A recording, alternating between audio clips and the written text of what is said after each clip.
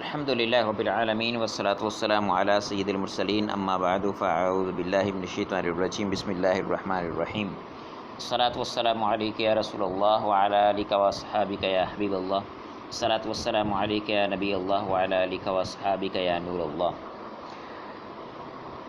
مرکب اضافی کے ساتھ مرکب توصیفی کے 7ویں سبق کے ساتھ حاضر ہیں۔ مرکب توصیفی کی تعریف بیان کر رہے ہیں، کہتے ہیں کہ اس مرکب ناقص کا دوسرا جز پہلے جز کی صفت بیان کرے اسے مرکب توصیفی کہتے ہیں۔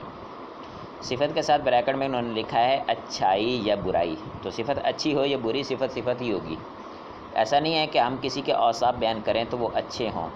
صفت یہاں لغوی معنی میں ہے، وہ جو ہم اردو میں جس کو صفت کہتے ہیں وہ والے نہیں ہے، تو صفت اچھی ہو یا بری ہو، دونوں صورتوں میں صفت ہی کہلائے گی اس کی۔ مثال کے طور پر رجل صالح نیک مرد، رجل فاسق مرد، حجر اسود کالا پتھر، ٹھیک ہے، تو یہ سب صفت مرکب توصیفی کی مثالیں ہیں۔ مرکب توصیفی کے پہلے جز کو موصوف اور دوسرے جز کو صفت کہتے ہیں۔ تو یہ اوپر مثالیں بیان کی گئی ہیں، ان مثالوں کے اندر رجل موصوف اور صالح صفت، دوسری مثال میں رجل موصوف اور فاسق صفت، تیسری مثال میں حجر موصوف ہے اور اسود صفت ہے۔ قواعد بیان کر رہے ہیں، کہتے ہیں اردو میں صفت پہلے آتی ہے اور موصوف بعد میں آتا ہے، جبکہ عربی میں موصوف پہلے آتا ہے اور صفت بعد میں آتی ہے۔ بیانی مضاف مضاف الیہ والی صورتحال ہے کہ وہاں پر بھی الٹ ہی تھا کہ پہلے مضاف اور بعد میں مضاف الیہ عربی زبان میں آتا ہے، اور اردو میں پہلے مضاف الیہ پھر مضاف آتا تھا۔ تو عربی زبان میں صفت اور موصوف کا بھی یہی چکر ہے کہ عربی زبان میں پہلے موصوف اور پھر صفت آتی ہے، جبکہ اردو میں اس کا الٹ ہوتا ہے کہ پہلے صفت پھر موصوف آتی ہے۔ جیسے طفل جمیل، طفل پہلے آ رہا ہے اور جمیل بعد میں آ رہا ہے۔ طفل کا معنی بچہ اور جمیل کا معنی خوبصورت، تو ہم ترجمہ کریں گے تو کیا کہیں گے؟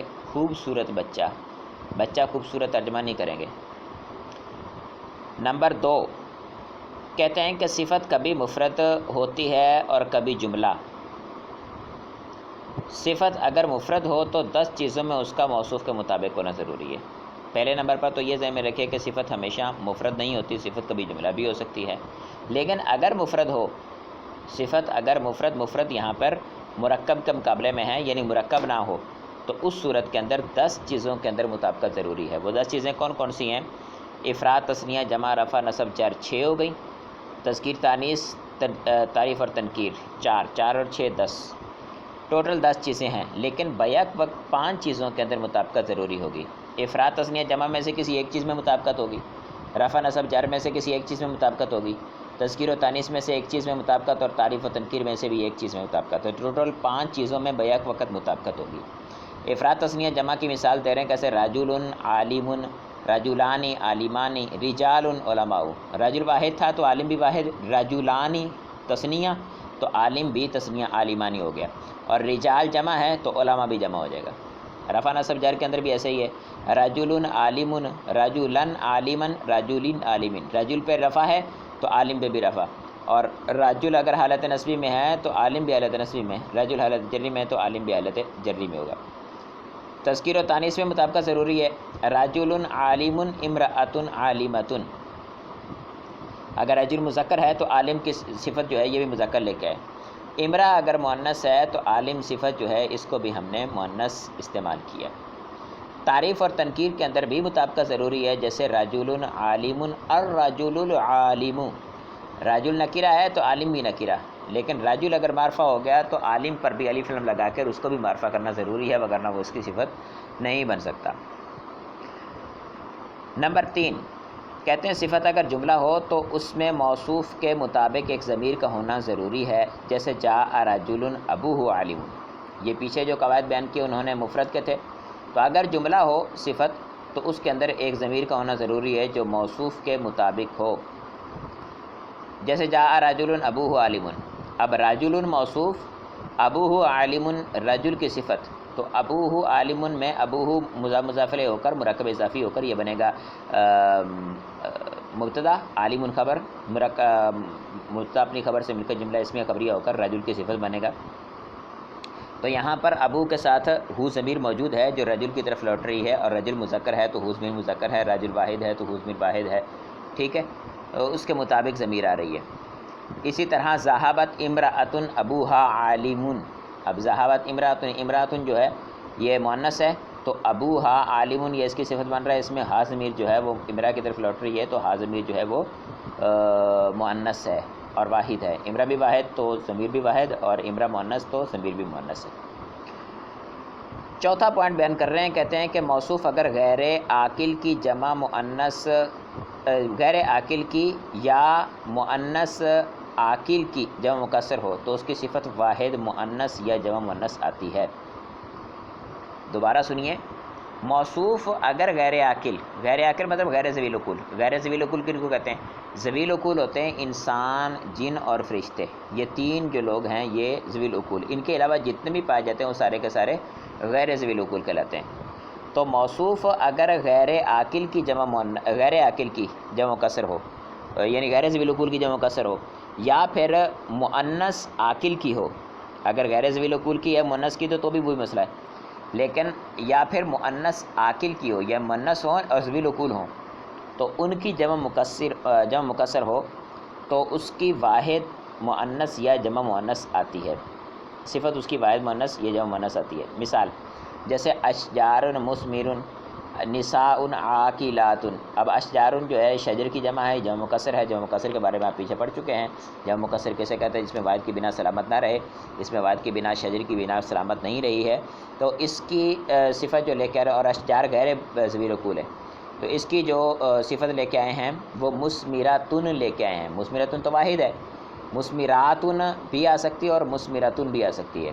نساء یہ امراتن کی مؤنث، امراتن کی جمع ہے من غیر لفظی، اور جمع ہے تو اس کی یہ مؤنث عاقل کی جمع ہے، ذوی العقول ہے نا، عورتیں نساء ذوی العقول ہوتی ہیں، تو اس کی جو صفت ہے وہ جمع مؤنث لے کے آ رہے ہیں، تو جمع مؤنث لے کے آ رہے ہیں عاقلاتن، تو عاقلتن بھی کہہ سکتے ہیں، دونوں طرح سے آ سکتی ہے۔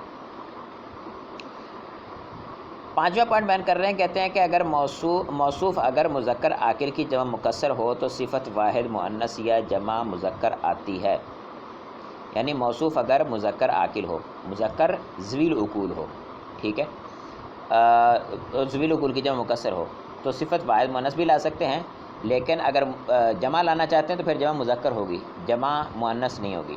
جیسے اطفال صغیرۃ، اب اطفال طفل کی جمع ہے، اور طفل کی جو ہے جمع مکسر ہے، طفل ذوی العقول ہے، تو اطفال صغیرۃ یا پھر صغار، صغیرات نہیں کہہ سکتے، جمع مؤنث نہیں لے کے آئیں گے۔ رجال کبار، رجال رجل کی جمع ہے، رجال کبیرۃ بھی کہہ سکتے اور رجال کبار کہیں گے۔ فائدہ بیان کر رہے ہیں، کہتے ہیں کہ مرکب ناقص کی دو قسمیں ہیں، مرکب بینائی اور مرکب مزجی۔ یہ پچھلی جو دو قسمیں بیان کی ہیں، مرکب اضافی اور مرکب توصیفی، وہ بھی مرکب ناقص کی قسمیں تھیں، مزید وہ مرکب ناقص کی قسمیں بیان کر رہے ہیں، اس کے علاوہ بھی جتنی قسمیں انشاءاللہ ان کا بھی تذکرہ آگے ہوتا رہے گا۔ مرکب بینائی کیسے کہتے ہیں؟ کہتے ہیں جس مرکب ناقص کو ملا کر ایک کلمہ بنا دیا گیا ہو اور اس کا دوسرا جز کسی حرف کو شامل ہو، متضمن ہو، تو اسے مرکب بینائی یا مرکب تعدادی کہتے ہیں۔ جیسے احد عشرہ، اب احدہ کا معنی ایک، عشرہ کا معنی 10، تسعۃ عشرہ، تسعہ کا معنی 9، عشرہ کا معنی 10، تو 9 10 کا کیا مطلب ہوا؟ یعنی 9 اور 10 جبکہ درمیان میں واو نہیں ہے، یہ اصل میں احد و عشرن، احد و عشرن اور تسعۃ و عشرن تھے، لیکن ان کے درمیان سے اس حرف کو ہٹا دیا گیا، معنوی طور پر وہاں پر وہ لفظ جو ہے وہ موجود ہے، یہ دوسرا جو ہے ایک حرف کو شامل ہے، وہ حرف کیا ہے؟ واو۔ تو ایسا مرکب بینائی کہلاتا ہے۔ یہ 11 سے لے کر 19 تک اسماء اعداد ہی ہیں، اس کے علاوہ مرکب بینائی نہیں ہے۔ جس مرکب ناقص